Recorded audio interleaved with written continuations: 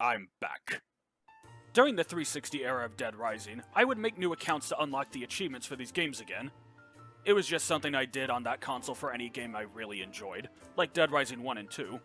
Sadly, with how the Xbone and Steam handle achievements, this isn't possible anymore, least of all with the Dead Rising games, so I've had to get creative. For Dead Rising 2, I challenged myself to earn as many achievements as possible in a single run. For the first Dead Rising, however, I instead set custom achievements for myself based on what I know is possible in-game.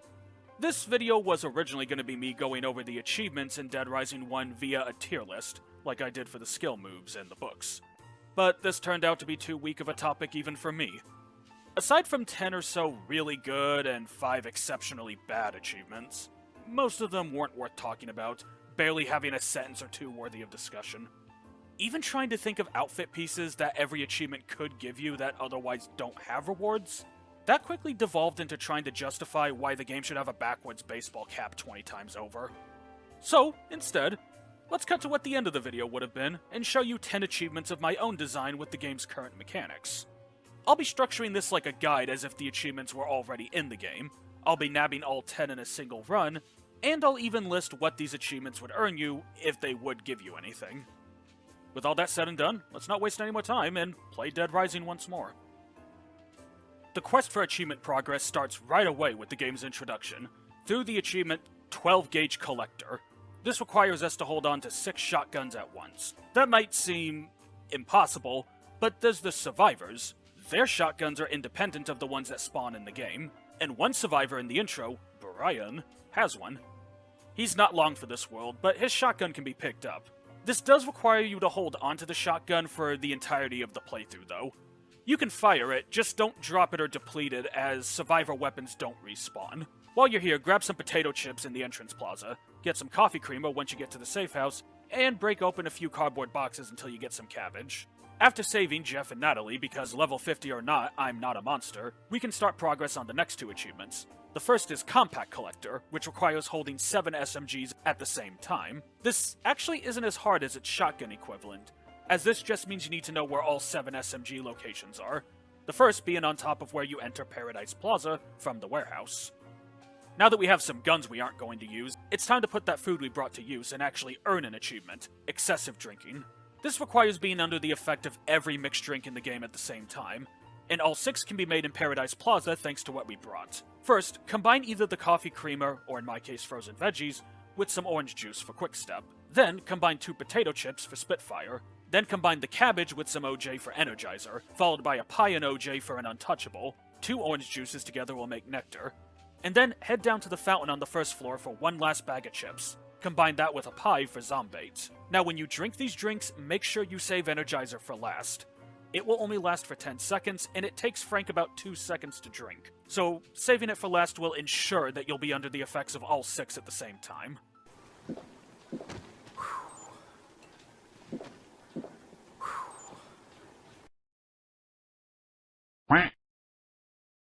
Now that the first achievement is down, grab some soda cans and head out to the park. In the tree by the parking lot has what is easily the strangest spawn point for the SMG. Use the soda cans to dislodge it from the branches, and then grab it while you head into the parking lot and into the underground tunnels. Take a right, then a left, then a right to find a spare key and the SMG. With that key, we can head straight into the food court from the tunnels. Now that Carlito is taken care of, grab the food court's SMG and head to Alfresca Plaza to get what is the easiest SMG spawn in the game. I take a moment to help Bill, and then I hand him the shotgun for now, since it frees up an inventory space and allows him to kill zombies for me. But since I'm level 50, I can use my somersault skills to get up to the railing without any issue whatsoever and grab what is easily the hardest to nab SMG in the entire game. But for now, I just play the game as normal. Save some survivors, kill convicts, get them back to the safe house, getting my shotgun back while I'm at it, the works. Since I was able to defeat Adam the Clown before 10 PM in-game, I was able to actually ride the roller coaster and jump off at the first Lego house to get the final SMG. Compact Collector achieved.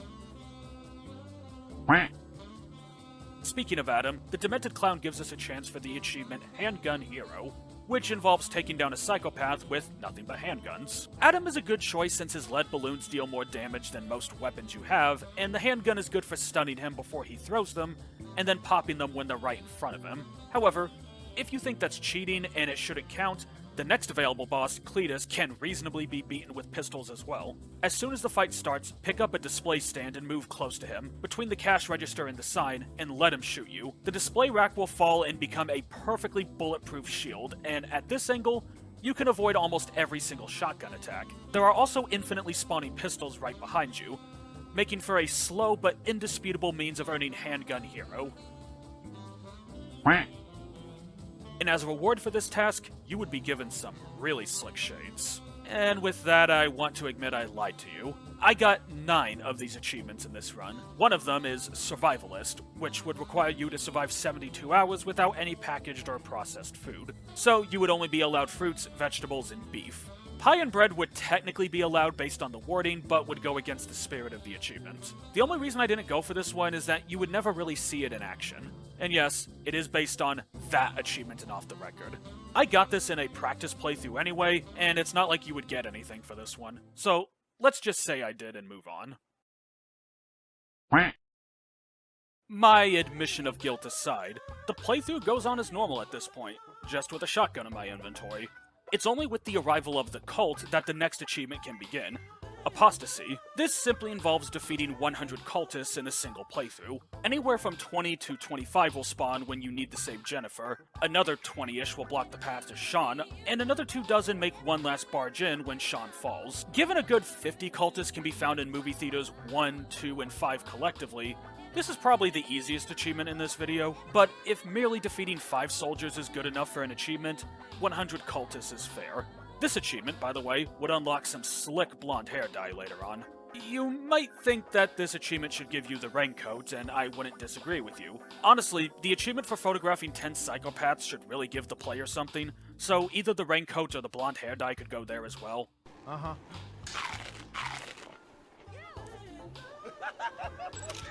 Fantastic! Around this time, Jo will have spawned, and she's another boss you can reasonably defeat with only handguns if Cletus is too tedious and Adam is cheating. Her large size makes her an easy target, and the tables make it easy for you to keep your distance from her, which is good given how fast she is. Just be sure to time your handgun shots so that way you can stun lock her, otherwise she'll make a beeline straight for you and ignore them. After that, the game once again resumes as normal. Defeat the Hall family, save a few survivors, etc. However, as we save Floyd and Ronald's mutiny begins, we can start progress on the achievement Good Samaritan, which requires fulfilling all requests and preventing every mutiny. So bring some chips back and make sure Floyd survives. Not that you should be letting any survivor die to begin with. Once it becomes time to escort Isabella to the safe house, we have our second survivor armed with a shotgun, Kindle. You could just kill him to grab it, but between going for Good Samaritan, Kindle being helpful for escorting Isabella back safely, and the fact I'm not a monster, I just trade him a baseball bat for his shotgun off-screen when we get back. Floyd also has a request for some wine, and since I waited until 2 AM to get Kendall and Isabella back to the safe house, it means Gil spawns at the same time. After getting Floyd his booze, the Raincoat Cult's leader, Sean, can be dealt with properly. There is an achievement I could get right here, Immediate Concerns, but it's too dangerous for my liking. It requires saving a hostage before defeating their kidnapper, and Sean is a rare case of being able to do just that, as you can untie his hostages before killing him. But he'll also actively attack them, so I don't bother. Besides, I got apostasy properly now. Now that all of Sean's hostages have been taken back safely, we can go for the achievement Second Amendment, which requires holding every gun in the game in the player's inventory. And right now is the only time to do this without completely losing your sanity. Photograph the ventilation shaft if you haven't already done so this playthrough, cause we're going to the gun shop. But in Paradise Plaza, be sure to grab that SMG again and a water gun first. Using the sword we got from Sean, defeat the convicts and take their heavy machine gun. Head into the room you met Isabella in North Plaza and grab a nail gun. After meeting and talking with the gun shop trio, show them the picture of the ventilation shaft and use the shotguns on the wall to trade them for Jonathan's shotgun and Brett's machine gun. Now grab a handgun and make sure you grab the heavy machine gun again, and you will have done it. Every firearm in the game is in your inventory. I give Eliza the SMG and we make our way to Paul Carson. I make sure Susan gets there safely and I give Leroy a shotgun because I have plenty of those, frankly. Once Paul goes on the offensive, you can immediately recruit Mindy and Debbie for immediate concerns. Doing so would unlock a slick police-military uniform. Side note, you may want to let Paul run off so he doesn't drop car bombs immediately. Save Paul afterward. He has a request and he's the only savable psychopath anyway. This will also give you the achievement Tour Guide if you haven't gotten it already. Now it's just a matter of giving everyone back and reclaiming the shotguns before they enter the safe house. Now, you might be wondering why I didn't put all 6 shotguns in my inventory for a 12-gauge collector back at the gun shop. Well, I originally planned for one of the 10 achievements to be for defeating 30 hostile survivors, which can only be done in the Infinity mode. It was actually originally how you were supposed to unlock those slick shades. But I was just going to end up saying go watch my survivor guide for their locations. And I felt like I was cheating since I already technically wasn't showing how to get survivalist. And since I normally grab the survivor shotguns anyway because it's useful to have them, I thought just showing you how you can get more shotguns than you're normally allowed to have would be useful.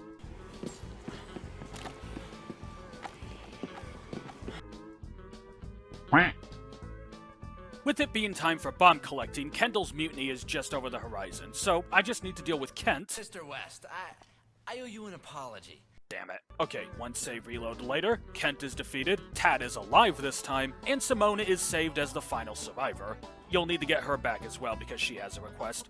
After heading back to the safe house and telling Kendall the military exists, we can properly deal with the bombs. As an aside, am I the only one who thinks that the achievements for photographing zombified Brad and Jesse were supposed to give you their outfits? The other 2 secret achievements in the game unlock costume pieces, and there's outfits in the mall that are just recolored versions of their outfits, so I can't help but think at some point it was intended. The last 3 requests become available right about now. Simone needs a pistol, Cheryl needs you to take a picture of her, and Paul needs you to keep your mouth shut. With this, you will have gotten the achievement Good Samaritan. And your reward would be something a little different. Molotov cocktails. More accurately, a couple of them would respawn in the safe house for repeat playthroughs. The idea being that this weapon has gotten so late into the game, there's nothing to really do with them. Our final achievement requires waiting until overtime mode. So, for the moment, let me show you the easiest way to defeat the helicopter.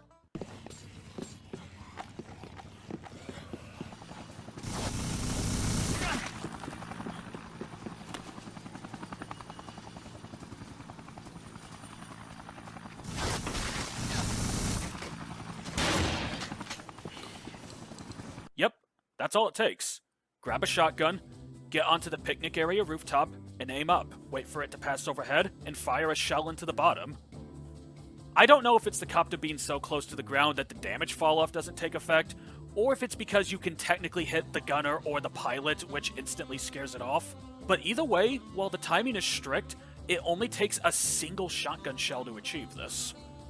Once we get into proper overtime mode, the final achievement is Drone Buster. Simply destroy 10 drones. It's shockingly easy to not do this, however, since it's normally better to just run away from a drone that spot you than it is to destroy it and deal with the 5 soldiers it often brings to your location. So taking them out afar with a sniper rifle is the safest way to earn it. You would be rewarded with a Special Forces helmet to complete the set, because it's always bothered me that you get the outfit and the boots but not the helmet. I know, I am indeed petty. And with that, another playthrough of Dead Rising wrapped up. Sorry for the literal months between uploads, there's been a lot of IRL stuff, good and bad, taking up my time. I hope it will never take this long to make another video. I have more Dead Rising ideas to make videos on, I got some ideas for Mario videos in the works, and I might even do a video or 2 on Dragon Ball The Breakers, depending on how Season 4 goes on. But for now, I just want to ask, does anyone watching this have any challenges or achievements they'd like to see me do for this game? Because after doing this, I wouldn't mind trying more custom challenges, designed by someone other than me.